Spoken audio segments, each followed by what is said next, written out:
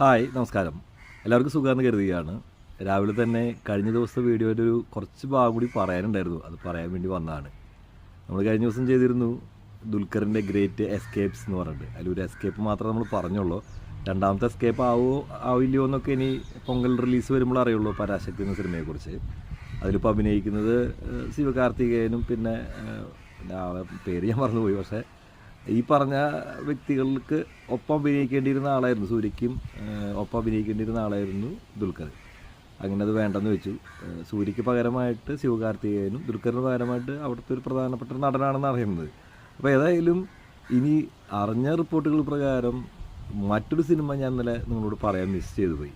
അത് വേറൊന്നുമല്ല, കഴിഞ്ഞ കൊല്ലത്തെ ഏറ്റവും വലിയ നമ്മുടെ മലങ്കൾട്ട് എന്നൊക്കെ പറയില്ലേ, അത്തരത്തിലൊരു മലങ്കൾട്ടായി കം ബാക്ക് ഇന്ത്യ എന്ന് പറഞ്ഞ് ഗോ ബാക്ക് എന്ന് നമ്മൾ വിളിച്ച് പറഞ്ഞ ആ സിനിമയുണ്ടല്ലോ, ഇന്ത്യൻ 2.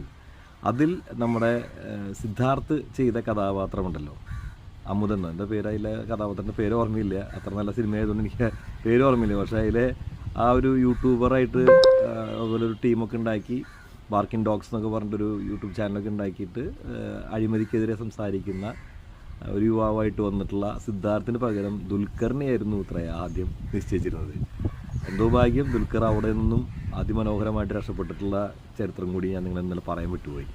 സത്യത്തിൽ ഈ രണ്ട് സിനിമകളും സത്യത്തിൽ ദുൽഖറിൻ്റെ ഏറ്റവും വലിയ എസ്കേപ്പ് തന്നെയല്ലേ? നിങ്ങളൊന്ന് ആലോചിച്ച് നോക്കിയേ.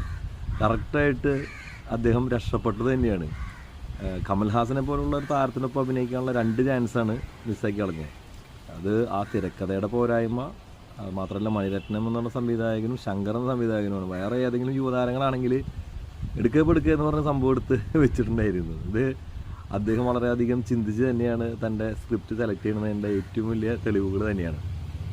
ഇനി വരാനിരിക്കുന്ന ദുൽഖറിൻ്റെ സിനിമകളൊക്കെ തന്നെ വിജയിക്കുമെന്ന് തന്നെയാണ് ഞാൻ പ്രതീക്ഷിക്കുന്നത്. കാരണം ഈ ലെവലിലാണ് അദ്ദേഹത്തിൻ്റെ സ്ക്രിപ്റ്റ് സെൻസെങ്കിൽ അദ്ദേഹം എണ്ണപ്പെട്ട് പോവില്ല, പഴയ ഓർമ്മകളിലേക്ക് എണ്ണപ്പെട്ട് പോവില്ല. അദ്ദേഹം ലൈവായിട്ട് തന്നെ നമ്മുടെ ഇൻഡസ്ട്രിയിലുണ്ടായിരിക്കും. ഒരു പാൻ ഇന്ത്യൻ സ്റ്റാറായിട്ട് ഇനിയും അദ്ദേഹം തുടരുക തന്നെ ചെയ്യും. കാരണം അദ്ദേഹത്തിന് സ്ക്രിപ്റ്റ് സെൻസ് ഉണ്ട്. ഈ സ്ക്രിപ്റ്റ് സെൻസാണ് പലപ്പോഴും താരങ്ങൾക്കില്ലാതെ പോകുന്നത്. പല യുവതാരങ്ങളും ആദ്യം ജ്വലിച്ച് കത്തി ഉയർന്നെങ്കിലും പിന്നീട് കരിഞ്ഞുണങ്ങി വീഴുന്നതിൻ്റെ കാരണവും ഈ സ്ക്രിപ്റ്റ് സെൻസ് ഇല്ലായ്മ തന്നെയാണ്. അവിടെ ദുൽഖർ മറ്റുള്ളവരിൽ നിന്ന് വ്യത്യസ്തരാണ്. കാരണം അദ്ദേഹത്തിൻ്റെ പിതാവും അങ്ങനെ തന്നെയാണ്.